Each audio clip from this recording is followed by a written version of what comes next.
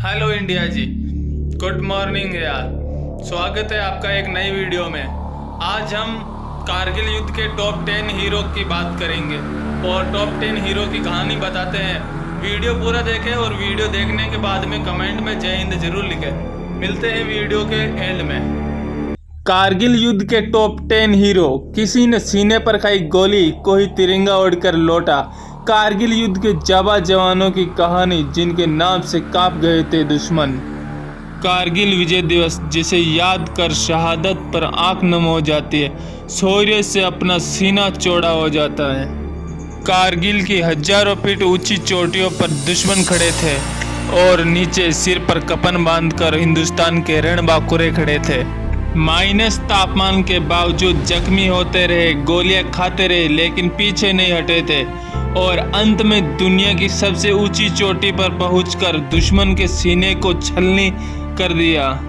आज हम आपको इसी आदम साहस विजय की कहानी के 10 नायकों से मिलाएंगे जिन्होंने कारगिल की चोटियों पर विजय का तिरंगा लहराया था। Number 1, captain Vikram Batra.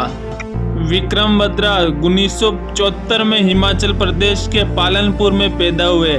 Captain Vikram Batra 6 दिसंबर 1997 को आर्मी में कमीशन्ड हुए थे और 1999 तक कारगिल की जंग में कूद गए। विक्रम ने 20 जून 1999 को 5140 की चोटियों पर तिरंगा लहराया था और नारा दिया, ये दिल मांगे मोर। उन्होंने पाकिस्तान के 5 सैनिकों को मौत की नींद सुलाया था। जब उनके साथी को दुश्मन की गोली लगी तो विक्रम ने जान की परवाह किए बिना साथी को बचाने के लिए दौड़ पड़े। उनके साथियों ने विक्रम को रोका, लेकिन दोस्त के लिए विक्रम जान की बाजी लगा दी और इसी दौरान दुश्मन की गोली विक्रम को आकर लगी और कैप्टन विक्रम बत्रा शहीद हो गए। मरणोपरांत विक्रम को सेना का सर्वोच्च सम्मान परमवीर चक्र मिला। यूपी के सीतापुर के मनोज 1997 में इंडियन आर्मी में भर्ती हुए थे। एक इंटरव्यू में जब मनोज से पूछा गया कि सेना में क्यों जाना चाहते हो, तब मनोज का जवाब था कि परमवीर जीतने के लिए। वो अपने दोस्तों से कहते थे, अगर मेरे फर्ज के रास्ते में मौत रोड़ा बनी तो कसम से मौत को भी मार दूंगा। उनकी टीम को दुश्मन सैनिकों को खदेड़ने का काम सौंपा गया था। खून से लथपथ होने के बाद भी मनोज ने कई चोटियों को जीतने में अहम भूमिका निभाई थी। उन्हें मरणोपरांत परमवीर चक्र मिला, जो सेना का सर्वोच्च सम्मान होता है। सूबेदार योगेंद्र सिंह यादव। नायक सूबेदार योगेंद्र सिंह यादव घातक प्लाटून के हिस्सा थे और उन्हें टाइगर हिल पर करीब 16,500 फीट ऊंची चोटियों पर 3 बंकरों पर कब्जा करने का काम मिला था। उनकी बटालियन 12 जून को टोलोलिंग टॉप पर कब्जा किया। योगेंद्र को 15 से ज़्यादा गोलियां लगी थी। दुश्मन को लगा कि वो मर चुके, लेकिन जैसे ही दुश्मन उनके पास पहुंचे, योगेंद्र ने अपनी जेब से ग्रेनेड निकाला और दुश्मन की तरफ उछाल दिया।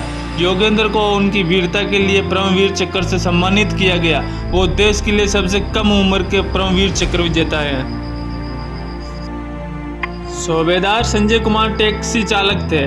उन्हें 3 बार आर्मी से रिजेक्ट किया गया था। 1996 में वो आर्मी में भर्ती हुए, तब उनकी उम्र महज 20 साल थी। कारगिल युद्ध में उन्हें पॉइंट 5875 पर कब्जे की जिम्मेदारी मिली थी। जब वो इस पॉइंट पर पहुंचे तो दुश्मनों ने अटैक कर दिया। दोनों तरफ से अंधाधुंध गोलीबारी होती रही। संजय समझ गए कि जब तक दुश्मन के बंकर तबाह नहीं होंगे तब तक जीतना नामुमकिन है। संजय ने गोला फेंका और दुश्मनों के बंकर को तबाह कर दिया, लेकिन पीछे से दुश्मनों ने अटैक कर दिया। उन्होंने 3 दुश्मनों को मार गिराया था। उन्हीं के हौसले के बदौलत 5875 पर तिरंगा लहराया था। कारगिल के बहादुरी के लिए उन्हें सेना का सर्वोच्च सम्मान परमवीर चक्र मिला था। कैप्टन अनुज नायर को कारगिल पॉइंट 4875 से दुश्मनों को खदेड़ने की जिम्मेदारी मिली। टीम की कमान कैप्टन अनुज नायर के हाथों में ही थी। दुश्मन ऊपर थे और लगातार वार कर रहे थे। अनुज के कई साथी शहीद हो गए। जख्मी होने के बावजूद अनुज आगे बढ़ते रहे। अकेले पाकिस्तान के जवानों को मौत के घाट उतार दिए। और 3 बंकरों को तबाह कर डाला। सुबह हुई तो ऊपर बैठे दुश्मनों को अनुज और उनके साथी साफ साफ दिखाई देने लगे। उनके एक साथी ने कहा, रात होने तक पीछे लौटते हैं, रात में फिर आएंगे। लेकिन अनुज ने जवाब दिया, पापा से वादा किया, पीठ तो बिल्कुल नहीं दिखाऊंगा। अनुज चौथे बंकर पर अटैक करने के लिए जैसे ही आगे बढ़े, उनके ऊपर एक गोला गिरा और वह शहीद हो गए।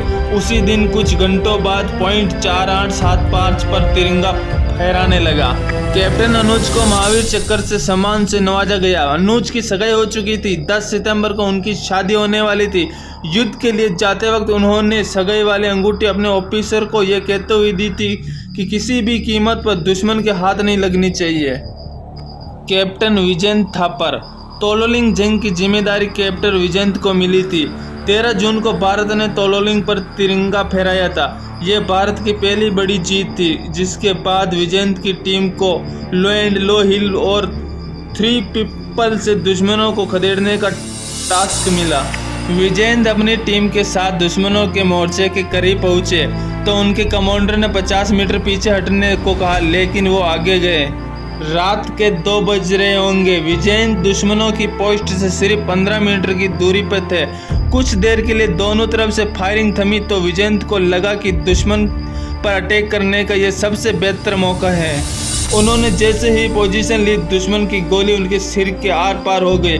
विजयंत शहीद हो गए, लेकिन आखिरी सांस लेने से पहले उन्होंने जीत की बुनियाद रख दी थी। सुल्तान सिंह नवरिया।